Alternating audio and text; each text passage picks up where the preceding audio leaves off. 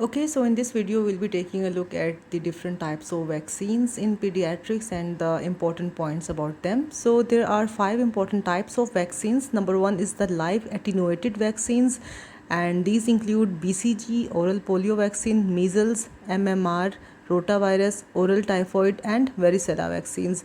All these are the live attenuated vaccines. The second one is killed or inactivated vaccines, and these include pertussis, hepatitis A, cholera, influenza, and injectable polio virus vaccine. And the third is toxoids, and these include diphtheria toxoid and tetanus toxoid. And the fourth is polysaccharide vaccines, and these include meningococcal, pneumococcal, H influenza type B, and intramuscular typhoid vaccine. And then we have the genetically engineered vaccines, and these include hepatitis B vaccine. So these are the different types of vaccines that you need to remember. Okay, next important point is some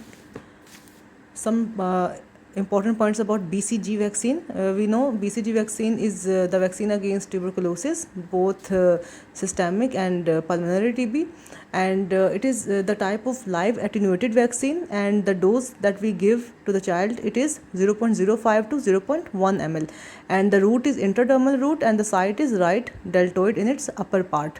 And there is a reaction called as normal BCG reaction, and it consists of a 5 millimeter wheal at the injection site, which changes to okay, in the first few days there is no change in the wheal, and then a papule appears in 2 to 3 weeks, and that increases to about 4 to 8 millimeter by 5 to 6 weeks, and it heals with ulceration, and a scar is formed after 6 to 12 weeks. So this is the whole reaction that results in a particular BCG scar in the right upper deltoid, which can be seen even in adults, and it's an indication that it's a marker that the child was vaccinated against tuberculosis.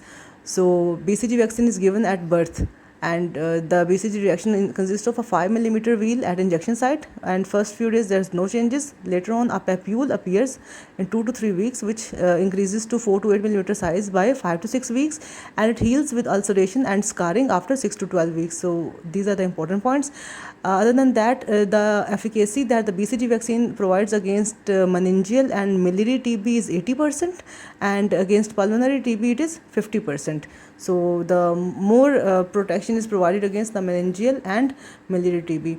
Now the side effects of BCG vaccine includes Cox phenomena, deep abscess and ulceration formation, and lymphadenopathy. So Cox phenomena, deep abscess and ulceration, and lymphadenopathy, these are the side effects of BCG vaccine. Now what are the important points regarding polio vaccine? So first of all, the dose of polio vaccine is 0.5 ml. The route is IM or subcutaneous, and the timing is such that dose 1 is given at 14 weeks and dose 2 is given at 9 months of age.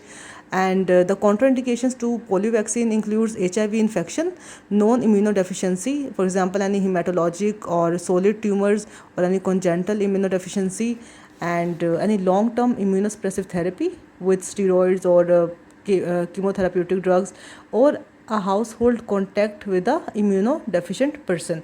So these are some of the important points regarding polio vaccine. Then we have the DTaP vaccine, which is the diphtheria, tetanus, and pertussis vaccine.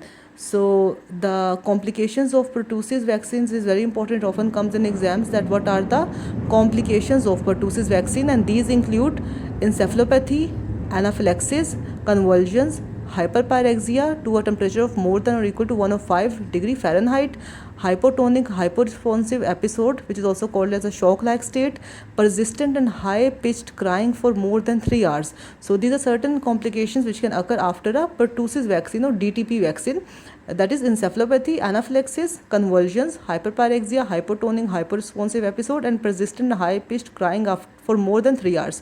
Now, what are the contraindications for DTP vaccine? The absolute contraindications include complication with the first dose, that is if there was anaphylactic episode after the first dose of vaccine, that is an absolute contraindication. And the relative contraindications includes progressive neurological disease, for example encephalopathy in the child, that is a relative contraindication.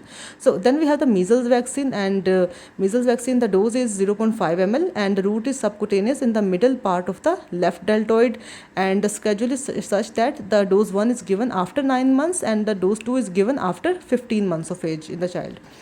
Okay, next important vaccine is the hepatitis B vaccine, and the mode is intramuscular route, and the site is hepatitis B immunoglobulins and a hepatitis B vaccine are given at separate sites, one at buttock and other at deltoid. So if you want to give immunoglobulins and hepatitis B vaccine at the same time, then you need to give these at different sites, never at the same site.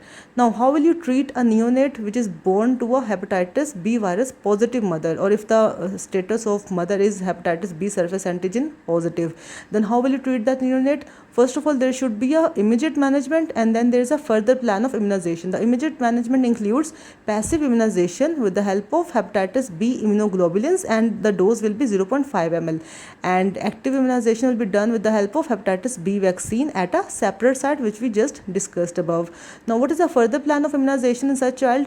The dose 2 will be given, the dose 2 of hepatitis B vaccine will be given at 1 to 2 months of age, dose 3 will be given at 6 months of age, and then we will have to test the baby for anti-hepatitis B surface antigen at 12 to 15 months of age. Now, the hepatitis B surface antigen and anti-hepatitis B surface antibody, these two tests have to be performed at 0, 1 and 6 months of age, and the testing for anti-hepatitis B surface antigen should be done at 1 month after the third dose. So these are the plans of immunization which you need to do in the child. That first dose is given immediately, and the second dose is given 1 to 2 months of age, and the third dose at 6 months of age, and the testing will be repeated again for the antibodies as well as for surface antigen, and this is a schedule for the testing for antibodies and the antigen. Now let's take a look at EPS schedule, but we can do it in the next video. So this was all till now, so thank you so much for watching.